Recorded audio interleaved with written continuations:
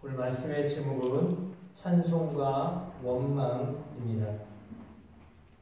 오늘 본문에 보면 모세의 노래와 미리암의 노래가 나와 있습니다.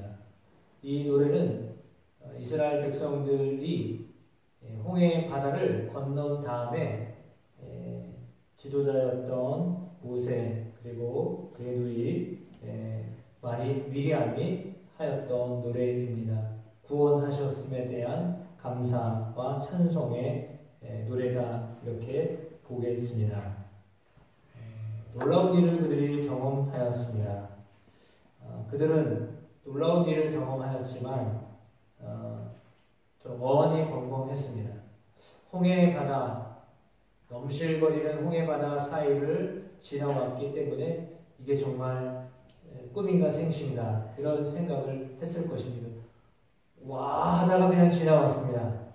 어떻게 보니까 눈을 동그랗게 뜨고 옆에 이렇게 파도가 넘실거리는 것을 보고 그리고 사람들이 바다의 밑바닥으로 걸어서 건너가고 있었는데 그 광경이 너무나도 놀랍고 충격적이었기 때문에 지금 우리가 경험하고 있는 것이 무엇인가 라고 하는 생각도 모른 채 그저 그냥 지나가기만 했습니다. 그러나 그들이 지나간 다음에 애국 군대들이 뒤쫓아왔습니다. 말을 타고 급하게 쫓아왔습니다. 병거를 몰고 왔습니다. 그래서 그들을 죽이려고 홍해바다 한가운데까지 들어왔습니다. 아주 가깝게 밀착해서 쫓아온 것처럼 느껴졌습니다. 그런데 놀랍게도요, 이스라엘 백성들의 그냥 마지막 인원이 홍해바다를 딱 건너고 난 다음에 모세로 하여금 손을 들어 다시금 홍해바다가 제자리로 가게 하였습니다. 그래서 그 사이에 들어왔던 애국 군대들이 다 몰살되고 말았습니다. 홍해바다는 이스라엘 백성들에 있어서 구원의 증표입니다. 하나님의 홍해바다를 건너게 하셨고 물 가운데 구원하시는 분이시다 라고 하는 것을 깨닫게 하셨습니다. 때로는 물로 인하여 죽을 것 같았지만 그 물 가운데로 걷게 하심으로 하나님은 이스라엘 백성들이 구원을 얻게 하셨습니다. 반면에 따라왔던 애국 백성들 그들도 맨바닥을 걸어서 너무나 신기하게도 경험을 하였습니다. 그러나 그들은 바다 가운데서 엉겼습니다. 나올 수가 없었습니다. 주님이 그들을 진노하셨습니다. 그리하여 오늘 본문에 나와 있는 것처럼 모세는 그러한 하나님이 행하신 일들을 찬양하였습니다. 오늘 우리가 함께 봉독했던 2절 말씀 한번 보시겠습니다. 2절입니다. 함께 같이 읽어보겠습니다. 여호와는 나의 힘이요 노래시며 나의 구원이시로다. 그는 나의 하나님이시니 내가 그를 찬송할 것이요 내 아버지의 하나님이시니 내가 그를 높이리로다. 아멘. 모세가 하나님을 향하여 찬송하는데 찬송할 때에 그의 그 찬송의 내용은 여호와와 나로 이렇게 정의가 그렇게 되어져 있습니다. 모두가 다 구원을 받았잖아요. 홍해바다를 다 건너왔습니다. 모든 사람들이 다 구원을 받았습니다. 그런데 오늘 모세는 하나님 앞에 찬양을 드리는데 여호와는 나의 힘이요 노래시요 나의 구원이시요 그는 하나님이시다. 내가 그를 찬송할 것이요 이렇게 이야기합니다. 내 아버지의 하나님이시다. 내가 그를 높이리로다. 이렇게 찬양합니다. 그러니까 모두의 하나님이셨거든요. 이스라엘 백성의 모두의 하나님이셨어요. 그들을 인도하였던 그들을 홍해바다를 건너게 하셨던 하나님이십니다. 모든 구원받은 이스라엘 백성의 하나님이시거든요. 그러면 노래할 때 이렇게 해야죠. 여호와는 우리의 힘이요 노래이시요 우리의 구원이시로다. 그분은 우리의 하나님이시니 이렇게 해야 되잖아요. 그런데 모세는 지금 나의 하나님이시다 이렇게 고백합니다.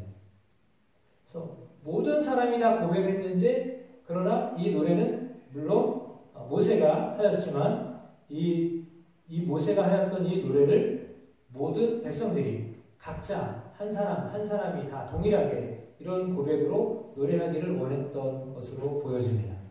그러니까 구원은 단체가 전부 한꺼번에 다 이렇게 받는 것이 아니라 한 사람 한 사람이 구원을 받는 겁니다. 모세는 사실은 이스라엘 백성을 인도하였던 인도자이지만 그도 하나님의 인도를 받았던 사람입니다. 하나님의 구원에 동참했던 구원의 역사의 현장 가운데 함께 있었던 그런 사람이었습니다. 그렇기 때문에 그도 하나님 앞에 감사했습니다. 물론 그가 지팡이를 바다를 향하여 펼쳤을 때 홍해 바다가 쫙 갈라지는 것을 가장 먼저 목격하고 가장 많이 놀라고 하나님을 가장 근접거리에서라는 표현을 써야 될지 모르겠는데 가장 친밀하게 하나님을 경험한 사람이 모세입니다. 왜? 하나님의 모세를 통해서 이렇게 이끌어가고 계신 것을 그가 맨 앞에서 보았기 때문입니다. 그 모든 사람들이 함께 동참을 했죠. 물론 모세의 지도에 따라서 사람들은 그저 하나님이 구원하신 것을 너희가 보라라고 하였기 때문에 그 구원에 그들은 그냥 이렇게 같이 인도를 받은 겁니다. 그 일에 앞장섰던 모세였습니다. 그럼에도 불구하고 그는 하나님이 구원하신 한 사람이었습니다. 그러니까 그도 인도하였던 사람이지만 그럼에도 불구하고 모세 그 자신도 하나님이 구원하신 사람이었습니다. 그러니까 우리가 누군가를 구원하게 하는 일에 우리가 쓰임을 받습니다. 예를 들어 전도를 하거나 아니면 선한 일을 행하거나 아니면 말을 전하거나 이렇게 하여서 그 누군가를 인도하는 역할을 하기도 합니다. 그러나 그런 사람도 여전히 구원을 받은 구원의 대상자입니다. 그렇기 때문에 오늘 모세가 하나님을 향하여 나의 힘이요 나의 구원이시요 나의 노래이시요 내가 그를 찬송할 것입니다. 내가 그분을 높이겠습니다. 라고 하는 그런 고백을 하였던 것입니다. 네, 여호와 하나님은 우리를 구원하시는 분이십니다. 물론 나를 구원하시는 분이십니다. 홍해 바다가 없는 게 아닙니다. 그들이 생각할 때 이제 다 죽었다? 바다에 빠져 죽든지 아니면 뒤에 애국 군대에 의해 죽든지 우리가 여기서 죽겠구나 라고 하였습니다. 그 순간에 하나님 구원하셨던 겁니다. 사람이 생각할 때는 길이 확 열려가지고 하나님이 우리를 인도하셨다 이렇게 고백하는 게 아니라요. 길을 다 막혀있거든요. 앞뒤로 다 막혀있어요. 근데 그 앞뒤로 막혀있는 순간에 하나님이 역사하시는 거예요. 그때 손을 들어 기도하였던 모세를 통해 하나님이요 그 길을 여셨던 거예요. 그러니까 뒤로 돌아갈 수는 없잖아요. 그렇다고 돌아갈 수가 없잖아요. 뒤로 갈 수는 없는 게 당연히 칼 가지고 오죠. 그 병거를 몰고 오죠. 군인들이 막 정말 이제 잡아서 죽이려고 그렇게 오고 있는데 뒤는 절대로 갈 수가 없습니다. 그럼 앞으로 가야 되는데 앞으로 가는 것도 쉽지 않습니다. 홍해 바다가 넘치려 버렸기 때문에. 그래서 사실은 거기서 그들은 죽는 줄 알았을지도 모르겠어요. 야 이제 이거 끝났나 보다. 우리 인생이 여기서 다 한꺼번에 다 망하게 생겼구나. 이렇게 생각되어지는 순간이었거든요. 그런데 그때 하나님이 바다에 길을 여셨습니다. 그러니까 우리의 삶에요. 하나님이 역사하실 때는 언제냐면요. 다 막힌 것 같을 때 하나님이 역사하시는 거예요. 광야와 같을 때, 그 어떤 것도 의지할 수 없을 때, 우리의 힘으로는 아무것도 할 수 없다고 생각되어질 그 순간 하나님이 우리를 구원하시는 겁니다. 그래서 그 구원하시는 하나님을 오늘 모세와 같이 찬양하고 노래할 수 있는 것이죠. 여러분의 삶이 어떠십니까?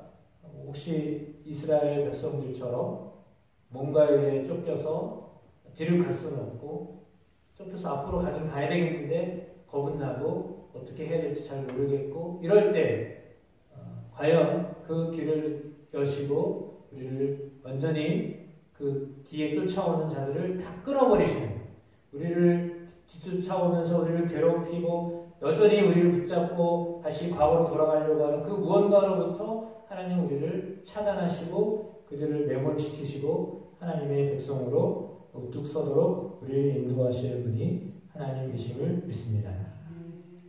그래서 11절 말씀에 이렇게 되어 있습니다. 한번 같이 읽어보겠습니다. 11절입니다. 여호와여 신중에 주와 같은 자가 누구니이까 주와 같이 거룩함으로 영광스러우며 찬송할 만한 위엄이 있으며 기이한 일을 행하는 자가 누구니이까. 아멘. 예. 여호와여 신 중에 주와 같은 자가 누구니이까. 주와 같이 거룩함으로 영광스러우며 찬송할 만한 위엄이 있으며 기이한 일을 행하는 자가 누구니이까. 예. 여호와 같은 분이 없다는 겁니다. 신 중에 여호와 같은 분이 없다. 이렇게 고백하는 겁니다. 그렇습니다. 하나님이 최고로 신 가운데 신이십니다. 그래서 그분이 우리 거룩함으로 영광스러우시고 또한 찬송을 받을 만한, 우리가 찬송을 할 만한 위엄이 있으신 분이십니다. 기이한 일을 행하시는 분이십니다. 그렇게 행하시는 하나님을 우리는 오늘 모세와 같이 찬양해야 될 줄로 믿습니다. 13절 말씀 한번 더 읽어보겠습니다. 주의 인자하심으로 주께서 구속하신 백성을 인도하시되 주의 힘으로 그들을 주의 거룩한 처소에 들어가게 하시나이다. 아멘. 이 일은 너무나 놀라운 일이었습니다. 홍해바다를 그들이 맨발로 걸어왔다. 그 너무나 놀라운 일이었습니다. 세상 사람들이 생각할 때 이스라엘 백성들은 엄청난 사람들이야. 바다에 길을 넣는 사람들이야. 그들이 믿는 하나님은 그렇게 바다에 길을 넣으신 하나님이야. 그리고 쫓아왔던 애국 사람들을 그 바다에 다 매몰시켰던 능력의 하나님이야. 그래서 그 하나님에 대한 소문을 듣고 사람들이 어떻게 되느냐면 14절에 이렇게 되어 있잖아요. 여러 나라가 듣고 떨며 블레셋 주민이 두려움에 잡히며 라고 했습니다. 그러니까 하나님이 행하시는 일들 때문에 사람들이요 두려움에 떨고요 그렇게 하기 위하여 그들로 하여금 그렇게 엄청난 홍해 바다를 맨발로 걷게 하시고 이스라엘은 다 빠져나오게 하시고 그 속에 들어갔던 애국 완전 무장하고 아주 힘 있는 사람들은 군대를 다 거기서 다 매몰시키셨습니다.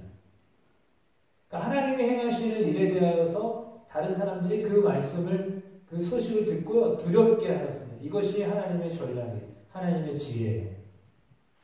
하나님의 지혜는 우리가 행하는 일들이 아니라 하나님이 행하는 일들을 경험하게 함으로 세상의 사람들이 저들과 함께하는 하나님, 저가 믿고 있는 하나님, 저에게 역사하시는 하나님, 그 하나님을 두려워하게 하는 것.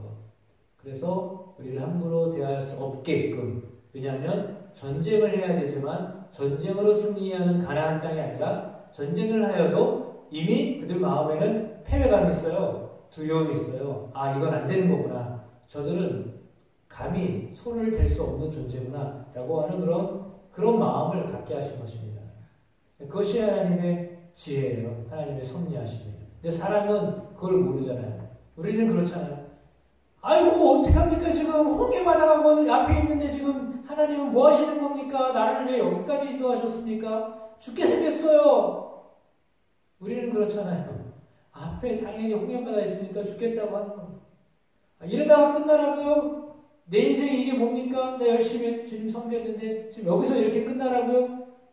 이런 사실은 마음이 우리 가운데 있거든요. 근데 하나님은 그럼에도 불구하고 내가 믿음으로 나아가라. 그들이 믿음으로 홍해바다를 건넌 거지 그거를 그냥 어떤 방법으로 거기를 건널 수 있겠어요? 그럼 믿음으로 가는 거예요. 만약에 그냥 건너갔다 칩시다. 들어갔다 칩시다. 들어갔어요. 근데 넘실거리는 바다를 보면서 정말 저게 우리가 들어갔을 때 그냥 그대로 있을까? 그렇잖아요. 상상을 해보세요. 우리가 저 끝까지 갈 때까지 이 바닷물이 우리를 넘치지 않고 계속 우리를 지키고 보호하고 계실까? 라고 하는 왜 마음이 안 들었겠어요? 그런데도 불구하고 그런 마음도 있었겠죠. 그러나 그럼에도 불구하고 그런 마음이 저 끝에 갔을 때까지 있었을지 몰라요. 근데 그런 마음과 동일하게 그냥 믿음으로 갔잖아요. 그런 마음이 있어요. 옆에 주변의 환경과 여건은 맞지 않아요. 어쩌면 더 죽을 거야. 차라리 홍해바다 안 들어가면 괜찮을 것 같아. 근데 홍해바다를 들어갔어. 이미 어떻게 들어갔는데 나올 수도 없어. 뒤에 막 쫓아와. 가긴 가야 되겠어요. 믿음으로 어쩔 수 없이 밀려가는 거예요. 어떻게 보면 밀려서 가는 거예요. 믿음으로. 할 수 없이 믿음으로 가야 돼요. 저 그때까지 가야 되는 거예요. 사실 우리는 믿음의 길에 들어온 사람들이에요. 홍해바다에 들어간 사람들처럼 우리는 믿음의 길에 들어온 사람들. 우리가 뒤로 돌아와서 가고 싶지만 뒤로 갈 수도 없어요. 왜? 하나님 앞에서 끌고 계시기 때문에 뒤를 돌아볼 수도 없어요. 그냥 앞으로 가야 되는 사람. 믿음으로 내딛어서 가야 돼. 막 두려움이 있어요. 공포심도 있어요. 염려도 있어요. 여전히 그게 살아있어요. 지금도. 우리 곁에 그게 이런 것들이 있어요. 아직도 있어요. 그러니까 우리가 기도하죠. 그게 없으면 기도하겠어요. 얼마나 기도거리가 있어요. 문제거리가 있어요. 여전히 있어요. 완전히 다 해결된 게 아니에요. 해결된 거 생각하면 또 다른 문제가 나와서 또 기도해요. 그 염려를 또 하나님께 맡기면 또 나가는 거예요. 그러면서 한 발짝 한 발짝은 계속 홍해바다를 건너가고 광야를 건너가는 거예요. 그렇게 건너가는 거예요. 그리고 나서 건넜는데 이스라엘 백성들이 사실은 맥이 풀렸겠죠. 어이구 힘 빠진다. 우리가 저기를 어떻게 건너왔냐. 아무 말도 못하는 거예요. 주저앉았을 것 같아요. 그렇잖아요. 이게 웬일이냐. 저들은 다 죽었는데 우리가 이렇게 멀쩡히 살아있네. 우리는 아무런 부정도 하지 않은 자들인데 부정된 자들은 다 죽고 우리는 아무것도 아닌 사람들이 이렇게 짐승까지 아이들까지 다 안전하게 건너왔네. 이것이 하나님의 은혜구나. 아마 주저앉아가지고요. 맥이 풀렸을 것 같아요. 근데 그때 모세와 미리암이 하나님을 찬양한 거예요. 아, 나를 구원하시는 하나님, 나의 힘이 되시는 하나님, 나의 노래가 되시는 하나님, 그분이 나를 구원하셨습니다. 그분이 나를 이렇게 인도하셨습니다. 영원히 하나님이 우리를 다스리십니다. 이런 고백을 하게 되었던 것입니다. 17절 말씀입니다. 함께 봉독하겠습니다. 주께서 백성을 인도하사 그들을 주의 기업의 산에 심으시니이다. 여호와여 이는 주의 처소를 삼으시려고 예비하신 것이라. 주여 이것이 주의 손으로 세우신 성소로소이다. 아멘. 그들을 주의 기업의 산에 심으시리이다. 주의 처소를 삼으시려고 예비하신 것이라. 이것이 주의 손으로 세우신 성소로소이다. 이렇게 고백을 하고 있습니다. 가나안 땅을 말합니다. 그 가나안 땅을 하나님이 거룩한 처소로 삼으셨다. 이렇게 말씀하고 있습니다. 하나님이 나타나신 베델, 여호와의 거룩한 처소로 성별된 곳이기도 합니다. 하나님 그렇게 그들을 거룩한 처소로 인도하셨습니다. 우리를 이렇게 거룩한 처소로 인도하십니다. 그 하나님을 찬양합니다. 미리암이 21절에 그래서 이렇게 함께 찬양합니다. 같이 읽어보겠습니다. 미리암이 그들에게 화답하여 이르되 너희는 여호와를 찬송하라. 그는 높고 영화로우시며 말과 그 탄 자를 바다에 던지셨음이로다 하였더라. 아멘. 너희는 여호와를 찬송하라. 그는 높고 영화로우시며 말과 그 탄 자를 바다에 던지셨음이로다. 그들을 해치려고 했던 사람들은 다 바닷속에 던지셨다. 이런 고백을 합니다. 그리고서 홍해바다를 건너 나왔거든요. 그러면 정말 좋은 일들만 있어야 되잖아요. 그렇게 간신히 빠져나왔어요. 근데요, 홍해바다를 건너왔는데요. 그들을 인도하여 수르광야에 들어왔거든요. 사흘 길을 걸어갔습니다. 근데 너무 희한하게 물이 없습니다. 홍해를 건너갔는데 먹을 물이 없습니다. 3일을 더 걸어갔는데 먹을 물이 없습니다. 만났습니다. 마라에 이르렀습니다. 근데 그 물은 썼습니다. 왜냐하면 마라는 홍해바다의 근처에 있거든요. 그러니까 당연히 바닷물은 쓰겠죠. 그러니까 마라에 물이 있긴 있는데요. 쓴 물입니다. 쓴 물이었습니다. 마셔야 되는데 마실 수가 없는 물이었던 거죠. 그랬더니 이스라엘 백성들이 모세에게 원망합니다. 우리가 무엇을 마실까? 그래서 모세가 여호와께 부르짖었습니다. 그랬더니 여호와께서 그에게 한 나무를 가리키셨고 그가 그 물을 물에 던졌습니다. 그랬더니 물이 달게 되었습니다. 그러고 이야기합니다. 거기서 여호와께서 그들을 위하여 법도와 율례를 정하시고 그들을 시험하실세.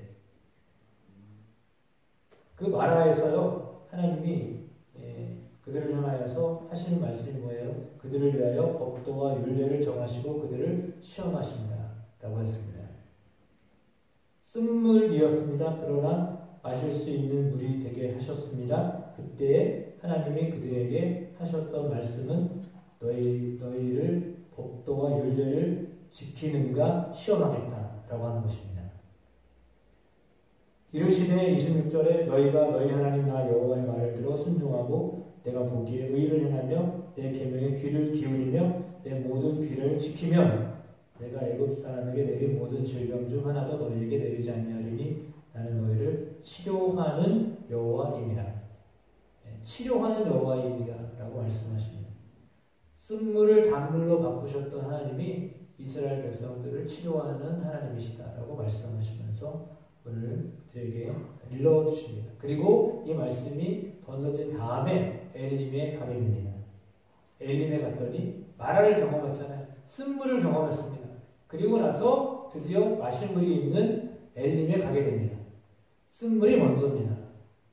고통이 먼저입니다. 아픔이 먼저입니다.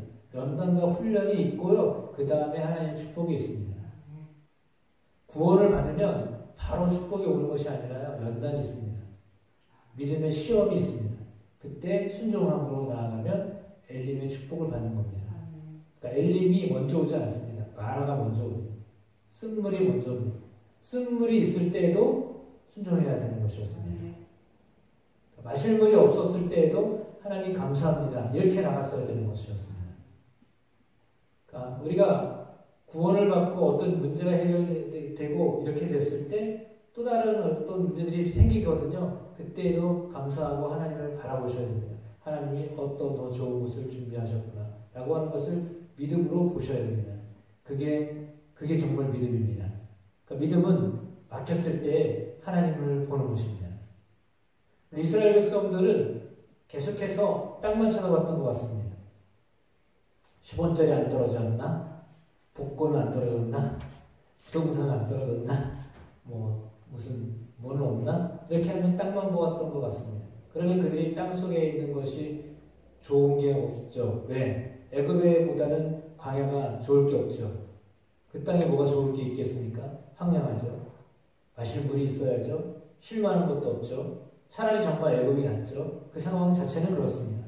그런데 그럼에도 불구하고 그렇게 쓴물이 있고 고통이 있고 아픔이 있고 원망할 만한 조건들이 주어졌었지만 그럼에도 불구하고 여전히 하나님은 그들과 함께 하셨습니다.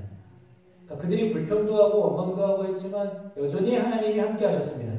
그리고 그들을 계속해서 이끌어 가십니다. 그러니까 우리는 구원받은 존재로 살아가면서 하나님이 우리의 삶을 인도하시는데 우리의 삶이 이렇게 마라를 경험하게 하시고 그 후에 말씀 앞에 순종하면 하나님이 주시는 물샘, 열둘, 종려나무 이른 구루 있게 하시는, 그래서 장막을 치게 하시는, 드디어 이제 장막을 치고 쉬게 하시는 그 은혜를 경험하게 하십니다. 거기까지 나아가야 됩니다. 근데 많은 사람들이 마라를 만나면 주저앉습니다. 거기서 더 못 가겠다. 그렇다고 뒤로 갈 수도 없고요. 앞으로는 못 가겠고요. 그냥 주저앉는 거예요. 그냥 거기서 주저앉아버려요. 우리가 마라를 만났을 때 원망함으로 그치지 않냐고 하나님을 보게 되는 은혜가 있게 되시길 축복합니다.